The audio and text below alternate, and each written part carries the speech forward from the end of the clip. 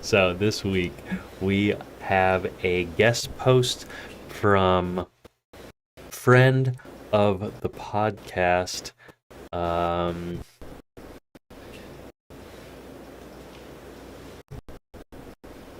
Christina Thatcher of Cardiff Metropolitan University. And I'm going to just read through her article that has been generously provided to us through a Creative Commons license with a website called The Conversation. I'll leave links in the description for that. But she has a piece on something that I think is really important. The title of the piece says it all. It's Writing Can Improve Mental Health - Here's How.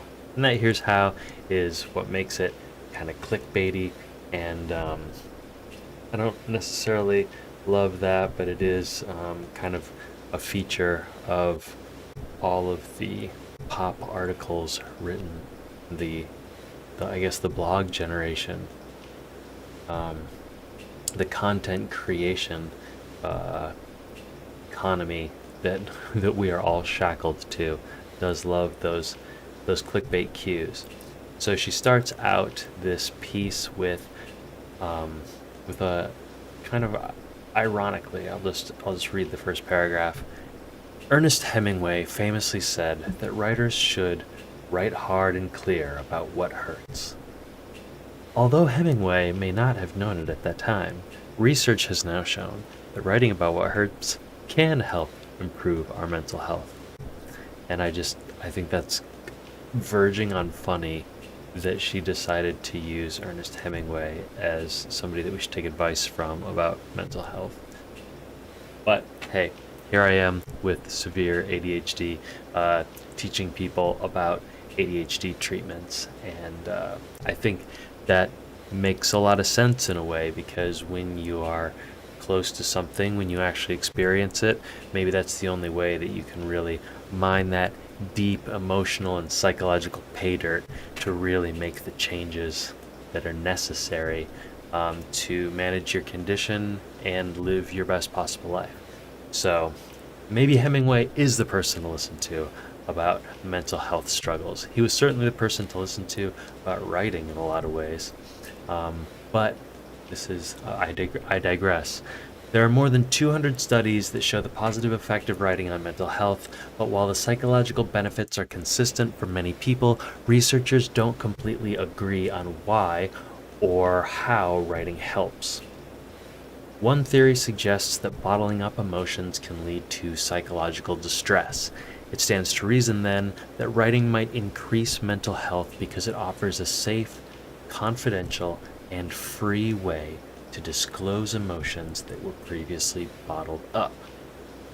And I can definitely understand that. I think that I often use writing to access my emotions, but one thing that I think is important to remember is it's not a conscious unbottling. It's not something that I'm not saying I'm going to go and unbottle my emotions now, and then I get that down on the page. Although that does happen, but more often than not, it's because I was doing some writing that sort of shook other things loose. And sometimes I do go into that with an intention of addressing my emotions directly as well. However, recent studies have begun to show how an increase in self-awareness, rather than simply disclosing emotions, could be the key to these improvements in mental health. And I think that is the key, is that it's not enough to just see what you're dealing with, psychological distress, the emotions, whatever's characterizing your mental and emotional landscape at that moment. You also need to interpret it. It's like the difference between hearing, which is passive, it happens to you, and listening, which is actively engaging with the sound in that case. But in this case, it's actively engaging with those emotions, and that's really what's going to create the awareness that makes further behavioral modification and change possible. In essence, self-awareness is being able to turn your attention inwards towards the self. By turning our attention inward, we can become more aware of our traits, behavior, feelings, beliefs, values, and motivations. Research suggests that becoming more self-aware can be beneficial in a variety of ways. It can increase our confidence and encourage us to be more accepting of others.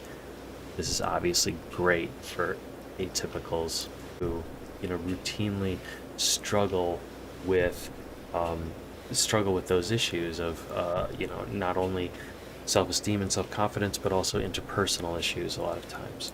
It can lead to higher job satisfaction and push us to become more effective leaders. Again, great, because obviously atypicals also suffer more job loss, get passed over for advancement. A lot of those things are common to the atypical experience, more common than in the neurotypical population, statistically.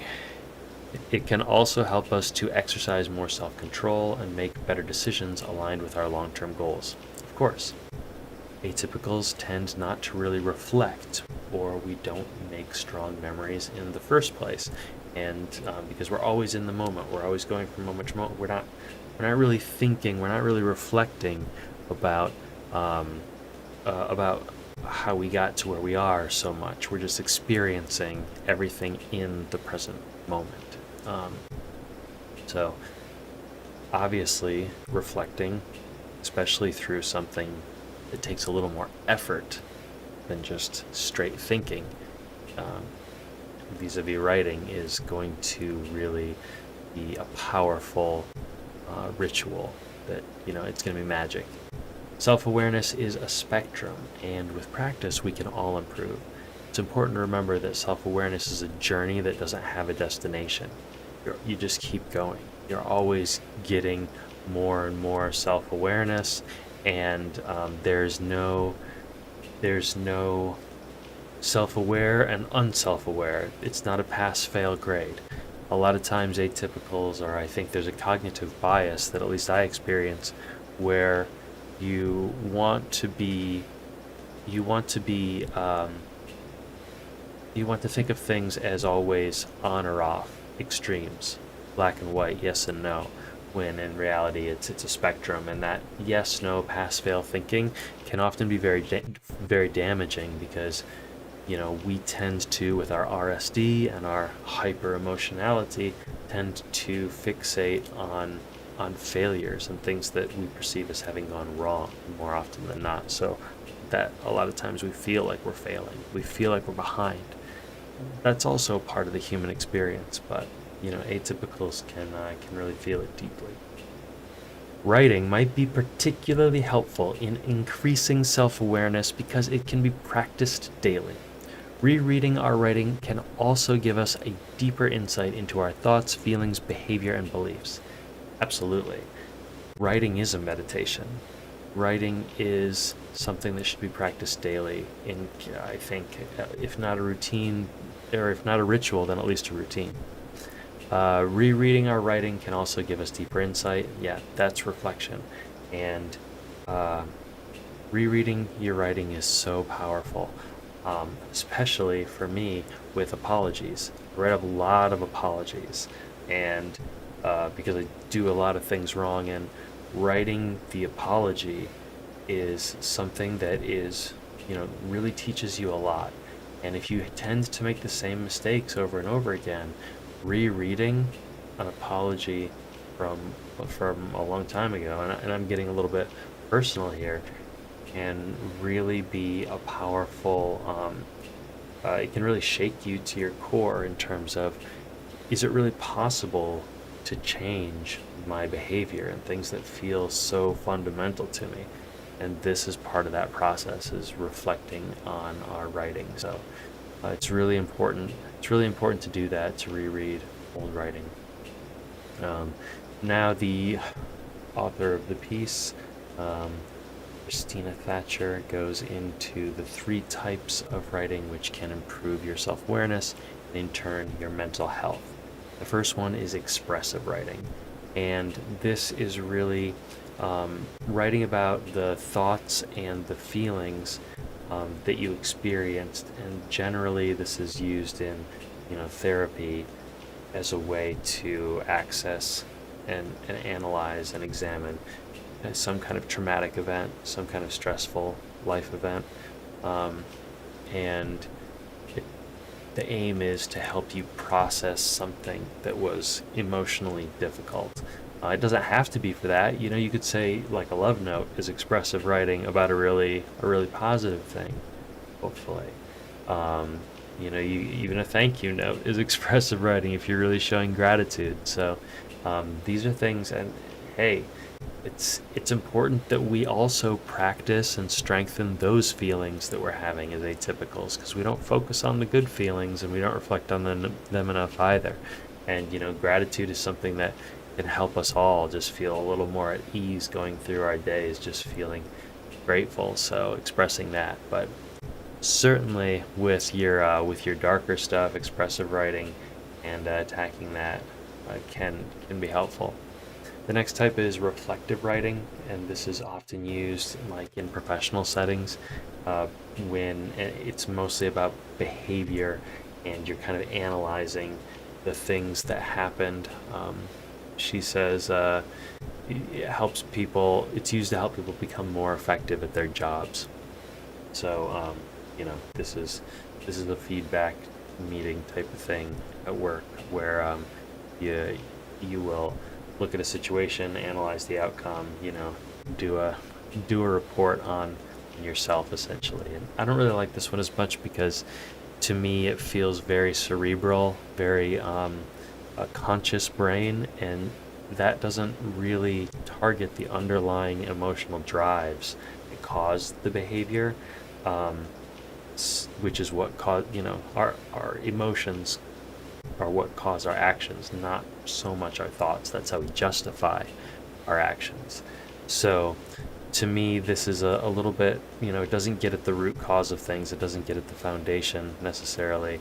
But if you're just trying to change a work behavior that's, for some arbitrary kind of rule set or some best practices that you want to follow for, a certain kind of work procedure, then yeah, this kind of writing is enormously helpful. It's just more of a, you use more for corporate stuff and less for the kind of internal work that I think is the most important part of self-awareness, and hence the activities that we do to access self-awareness, like writing and how we spend our time. So yeah, writing reflectively requires a person to ask themselves questions and continuously be open, curious, and analytical. All good things to be. It can increase self-awareness by helping people learn from their experiences and interactions. This can improve professional and personal relationships as well as work performance, which are key indicators of good mental health. Oh yeah, if you're a good worker, then you must be sane. Just keep bagging those groceries, Grandma. All right, the next one is creative writing, the last one that she has here. And yeah, if you, creative writing is maybe the most difficult, but also the most satisfying way to increase self-awareness with writing. The creative act. I say it's the most difficult because you need to go from the feeling to the understanding of the feeling on some level, at least the awareness of the feeling, to metaphor. But you're just going, unless you're a genius, unless you're channeling the divine and you go straight from the feeling right to the metaphor, maybe that's possible. Maybe it's a triangle and you can go whichever direction you want, through that process. So you're a poet then, and I envy your poetical talents. Usually creative writing employs the imagination. Yeah, she talks a little bit about what creative writing is, but I don't want to limit creative writing, man, because I want to talk groovy. Just groovy ideas, man. You could even write a poem. Oh, okay, right. And then she kind of she goes a little off the rails. I mean, I'm not trying to, but, I'll read the last Yeah, okay, here's a really positive benefit of creative writing that she gets to in the last sentence of this section. This creative decision making can lead to increased self awareness and self esteem, as well as improved mental health. So, creative decision making, giving yourself a fictional universe to play out, to role play decisions in, and just be in total control of that, can really help you get perspective about like how you'd actually like ideally want things to go down, and what sounds like it could work, and what you know, even how you could speak to people, have interpersonal interactions, whatever you want. It's just a free space to explore that. And that can definitely improve mental health going through some of those kind of play exercises. Um, and then in the last one, she just really recommends taking, in the last section, is what I'm talking about.